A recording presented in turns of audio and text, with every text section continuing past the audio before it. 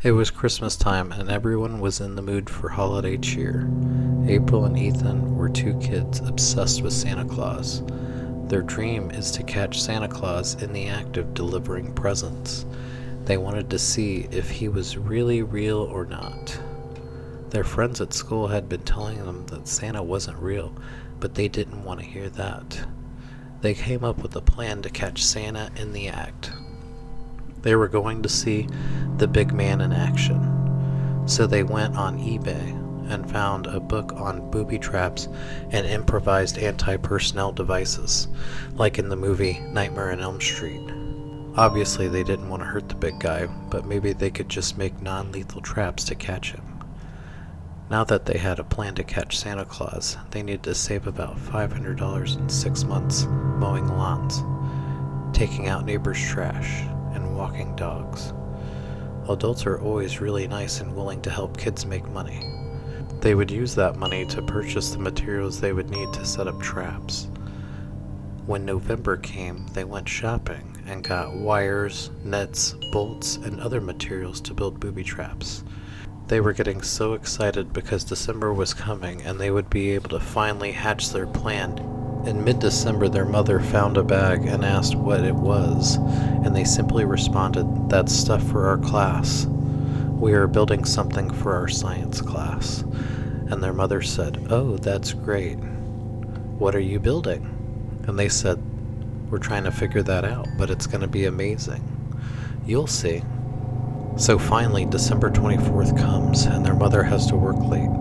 She tells the kids to behave, and the neighbor will be checking in on them frequently to make sure everything's okay. This is the perfect opportunity because it allows April and Ethan to build their defenses that night and finally catch Santa Claus. The night had finally come. They got their supplies all together. They placed tripwires about 3 feet from doors. They put tripwires about 3 feet from the doors and sticky paper that was clear on the windows and within tripping distance of the wires. They put a net on the floor right in front of the Christmas tree that was linked to a pulley attached to the roof that they screwed in with their father's old drill. They decided not to put a fire in the fireplace so Santa didn't come down the chimney and burn up. They didn't want to kill him. So they created notes and placed them on the door telling him to come in. As the clock struck 11 o'clock, they heard a large commotion downstairs. Very excited, they thought, it must be Santa Claus. So they get their slippers on and they run downstairs. And in the net, there was a man dressed as Santa Claus. Oh my gosh, this must be him. They were so excited.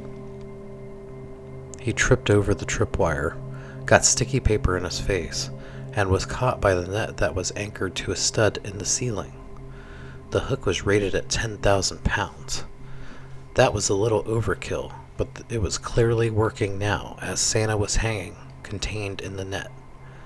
However, upon further inspection, they noticed that Santa was really dirty and grimy and smelled horrible. There was a combination of body odor, cigarettes, and alcohol. He was yelling crazy stuff and cursing. He sees April and Ethan and tells them, "Let me out, or I'm going to kill you." April and Ethan notice that he has a weapon of some kind. That's terrifying. When they looked more closely, they noticed that it was an axe in his hand. What kind of Santa has an axe while he's delivering presents? He does have a red bag though, and the kids say, "Santa?" He says, "I'm not Santa, and I'm going to kill you when I get out of this netting." Realizing this was not Santa at all, April calls the police.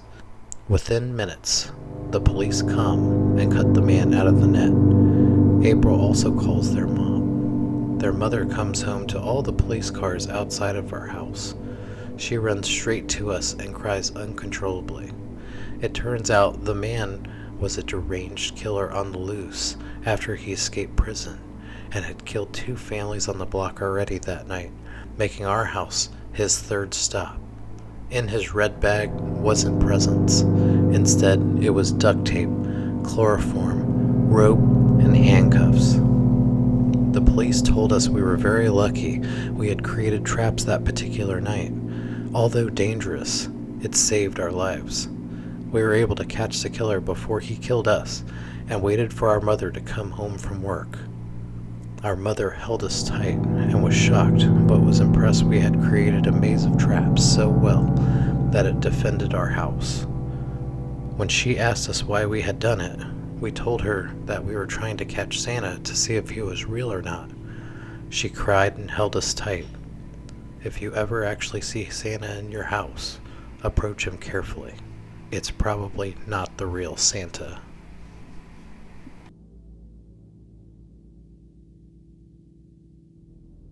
Everybody loves the elf on the shelf. The idea is simple. The elf is a guardian for the presents and is watching the children. It will secretly report any suspicious child activity around the presents to the parents. If anybody is trying to tamper with the gifts, the elf will alert the parents. It's a very funny concept, but it keeps the kids from messing with their presents. But has anybody ever seen an elf that has a mind of its own? So it's Thanksgiving, and the family decided to put the elf up while decorating for Christmas. They got the elf out of its box like normal and noticed that the elf was covered in grass and dirt. That was odd because it had not been outside or anything. It had been in the box for an entire year. So I asked my wife and 2 boys if they had messed with the elf throughout the whole year, and they said no. This is the first time we've seen it since last year. So I cleaned it off and put it up on the shelf. Over time, I noticed that things are missing around the house. Not totally missing, but just relocated. Keys would be in different places, knives would be on the floor, things would be out of my junk drawer, things like that. One time I found my keys under a tree outside. It was originally in my junk drawer, but it wasn't there. So when I found them, I went to my boys and asked them, "Hey, did you guys put my keys outside? Were you messing with them or getting in the car?" And they said, "No, we're not sure. You must have dropped them when you were coming in the house." One day my son comes to me and tells me he got cut by the elf on the shelf. I disregarded it as a child's imagination and assumed that he was cut by a broken ornament I found under the tree one night when I was sleeping. How could an elf do something like that, I thought. It's just a doll. It's not like it can move or grab anything. One night when I was sleeping, I heard the door open. I assumed it was my wife, so I didn't do anything drastic. But I was still in about half of a sleep state. But I opened my eyes when I felt a presence in front of me. It was the elf standing over me with a knife. I grabbed it and I threw that elf against the wall. When I threw it, it opened the back of the elf, and a bunch of components started spilling out of it. A bunch of robotic components. I picked up the elf and looked at it and noticed the back had been sewn up. So I opened the rest of the back that wasn't broken, and I found extra components, and I was surprised to see that there were linkages going to the arms and legs that seemed to make the whole thing move via remote control. I also found a camera in the place of a missing button that was on its chest, like the elf had been retrofitted to be controlled. But why would somebody retrofit this elf on the shelf to have a camera and linkages to arms and legs? We called the police. When they arrived, they spotted someone in our bushes. They put the spotlight on the individual and drew their weapons. It was a man. It turns out that when we had purchased the house and it was in foreclosure, the previous owner was bitter about us getting the house at such a great deal. It was a man, about 46 years old, that lost his job at a local tech company. His company specialized in creating technology for robots. He had used his skills to create an elf on the shelf that he could control remotely to kill. However, he could not get the elf to effectively grab the knives very well, and it kept dropping them at random times, so he couldn't go through with the murder spree of the new house occupants. That's why the knives were in odd places. So why was the man there that night? Well, he was there to finish the job the elf couldn't do. He was there to kill all of us. The man was arrested and is in jail for premeditated attempted murder. Do you know where you live? Do you know the history of your address? Do you really know if your household items are safe? Be careful who you accept gifts from. Happy holidays, everyone. Be safe out there.